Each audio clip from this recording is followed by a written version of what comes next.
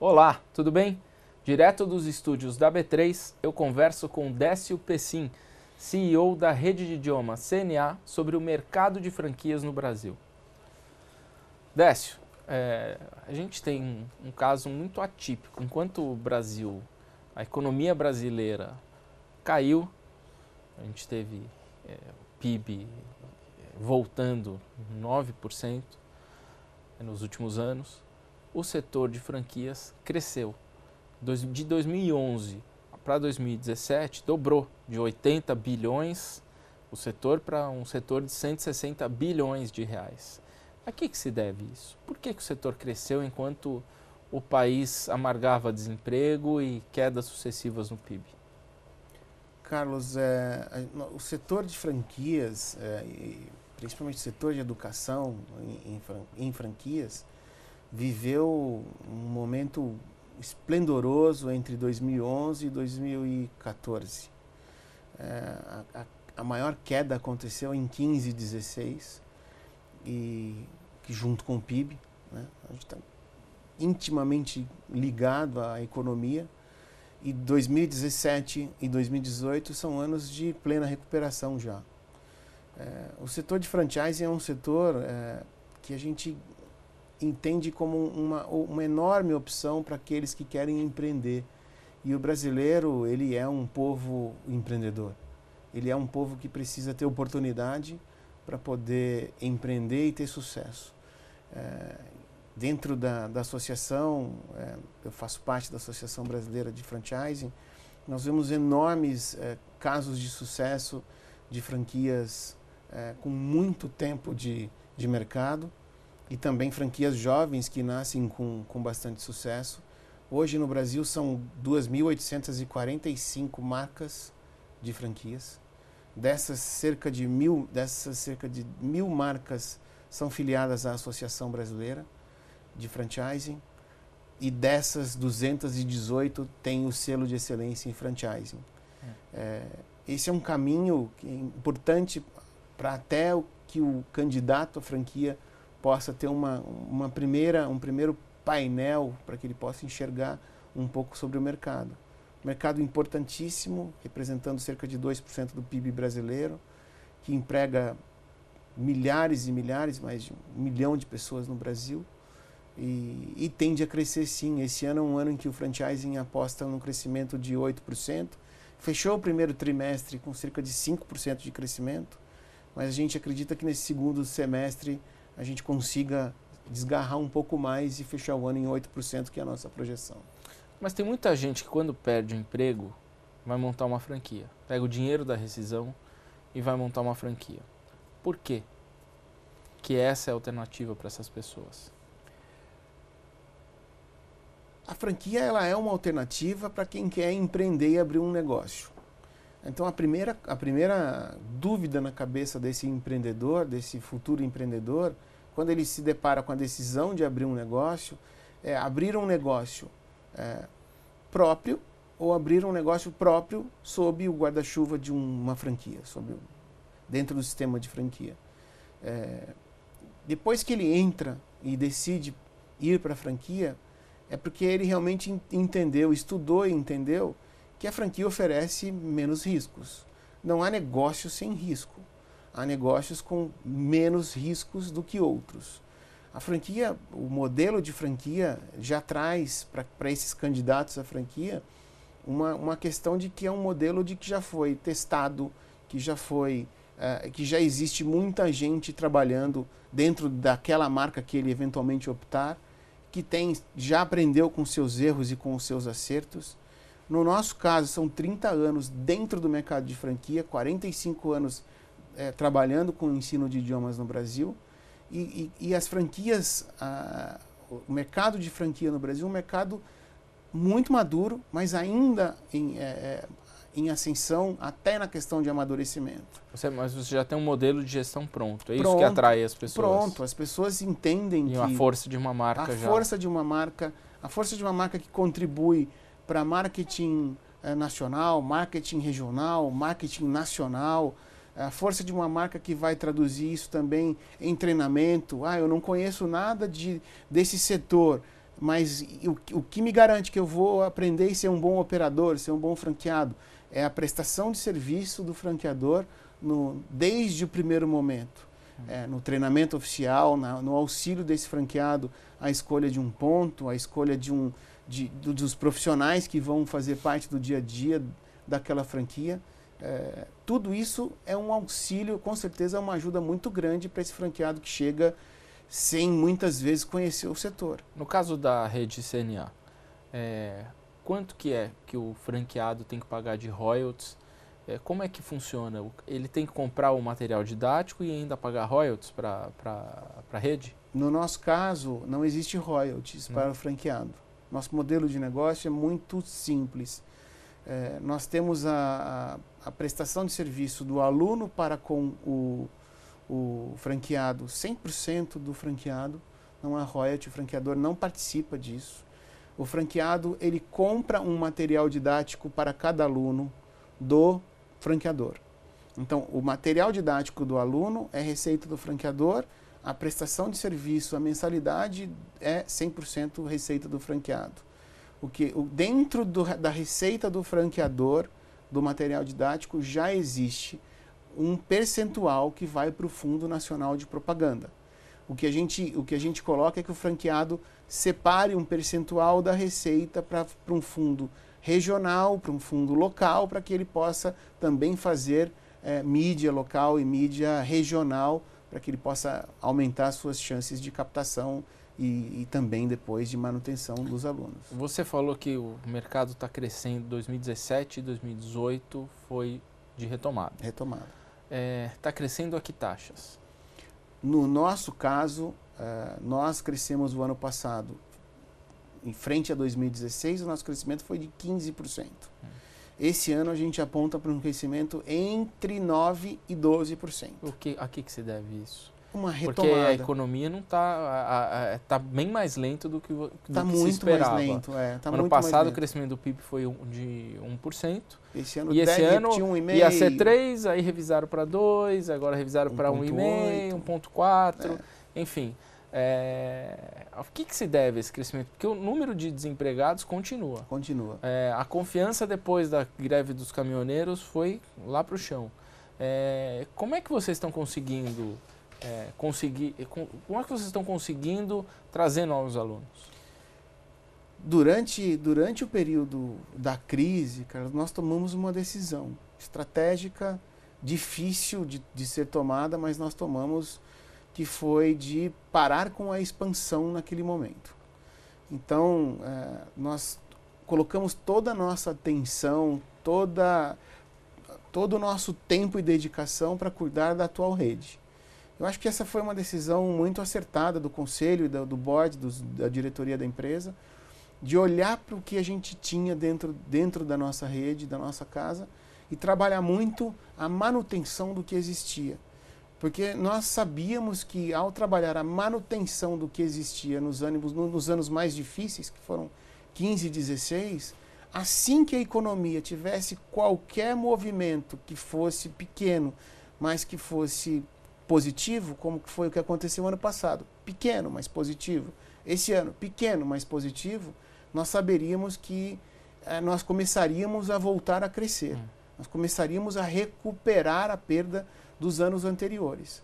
E foi o que aconteceu. Hoje o índice que nós trabalhamos de Same Store School, né, o que o varejo trabalha como Same Store Sales, né, vendas das mesmas escolas, subiu consideravelmente no momento em que a gente olha o gráfico de 2016 e o gráfico de 2018.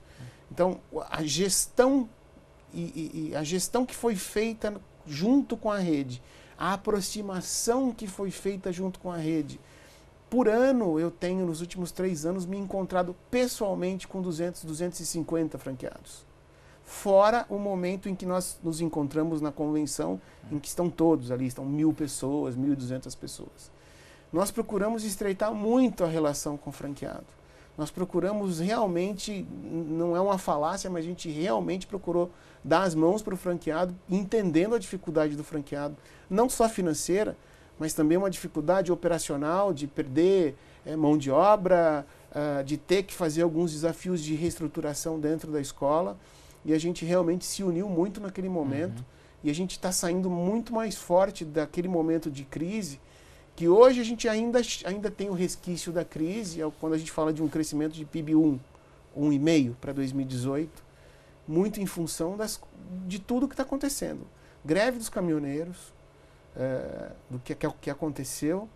A Copa do Mundo nos trouxe uma dispersão, principalmente nas datas de jogos da seleção brasileira. Traz uma dispersão, o varejo, a prestação de serviço nesse dia praticamente. A gente perde produção na indústria. E também a questão eleitoral que está aí à nossa frente, que a gente tem a questão da incerteza, tanto do empresariado quanto das pessoas e das famílias, que é o que movimenta a economia, governo, famílias e empresas. Enquanto isso realmente não estiver mais claro, a gente entende que a gente vai passar por um período de 2018 aí de 1,5% de crescimento. Agora, já projetando para 2019 um cenário diferente. Agora, voltando um pouco a falar do setor de franquias. Como escolher uma franquia? Porque assim, a gente tem casos, você falou, o setor emprega muito, tem muitas marcas, são reconhecidas, tem a questão da segurança, que a pessoa busca uma franquia pela segurança, do modelo de gestão já pronto, de uma marca reconhecida. Mas a gente tem casos muito famosos aí, de ondas, por exemplo, as paleterias mexicanas, famosas paleterias. Abriu uma, de repente, a cada esquina que você olhava tinha uma paleteria mexicana. Brotava a paleteria mexicana. E a maioria, eu não consigo mais saber, nem sei aonde existe mais paleteria mexicana, mas é muito difícil você encontrar hoje, porque muita gente entrou, quebrou a cara, perdeu dinheiro e saiu. Como você não entrar numa furada como essa?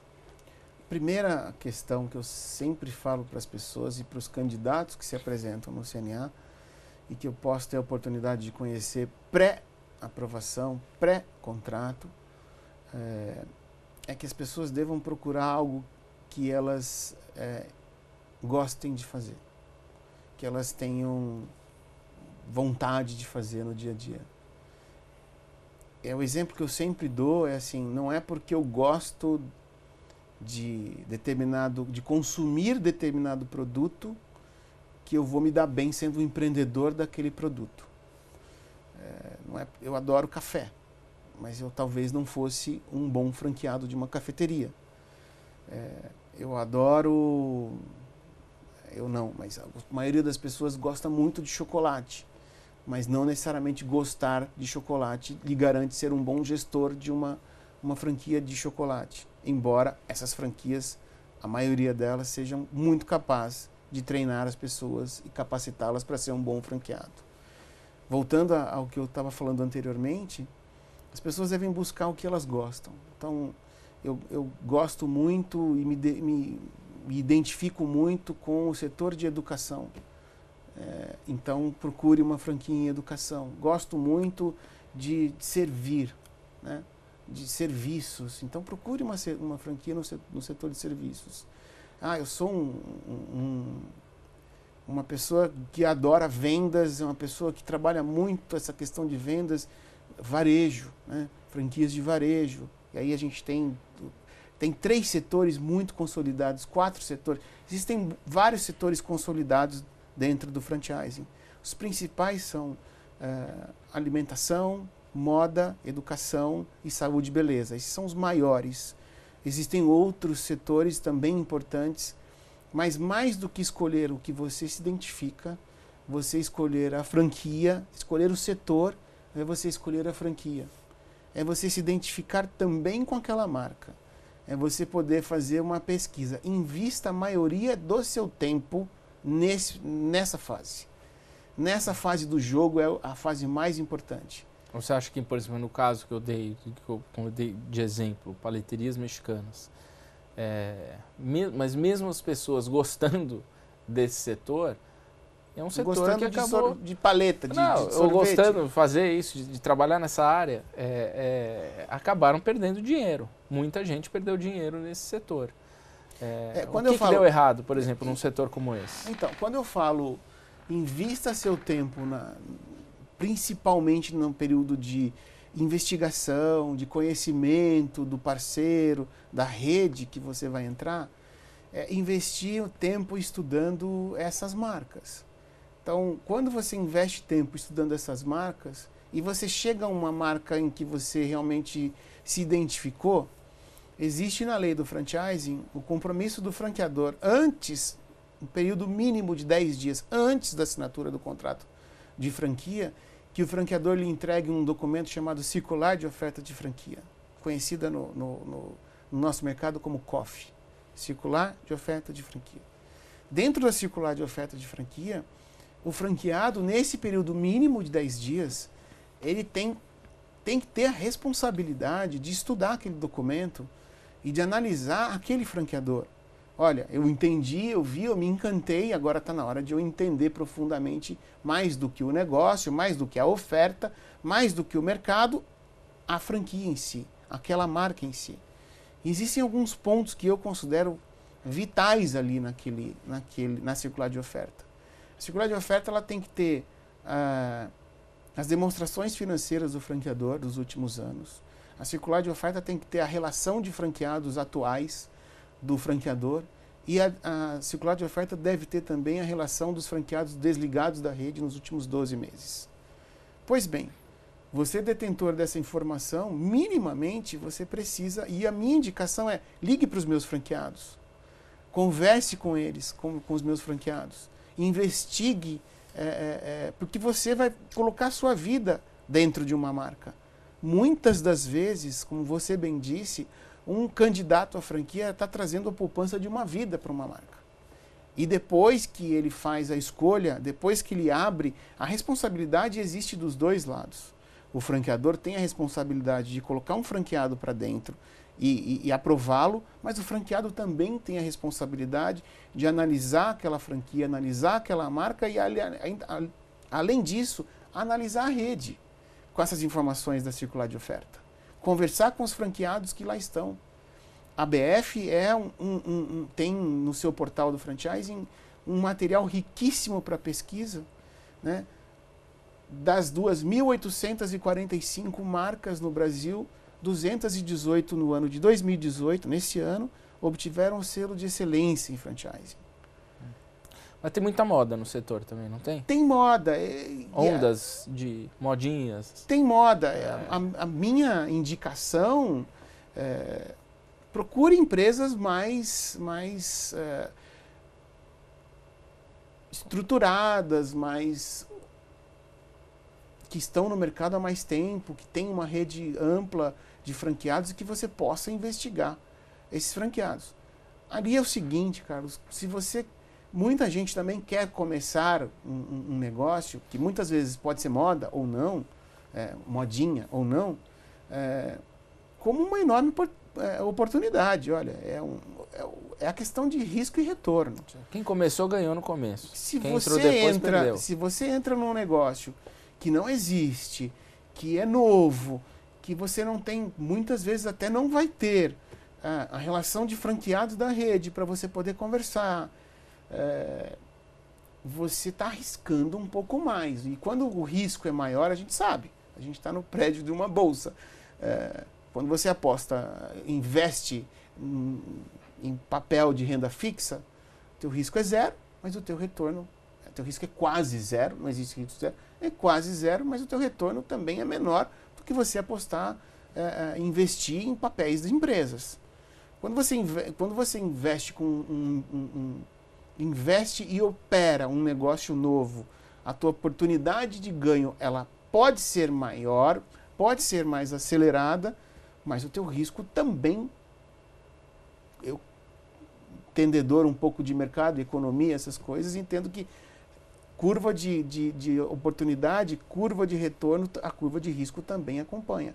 E tem negócios que são mais ortodoxos e que você vai colocar ali, você tem uma quase certeza de que ali você vai ter um retorno melhor do que o mercado financeiro, porém não um retorno que o risco acompanhe na curva. Tá joia. Muito obrigado, Tá Décio. bom. E no próximo bloco conversaremos sobre política e economia.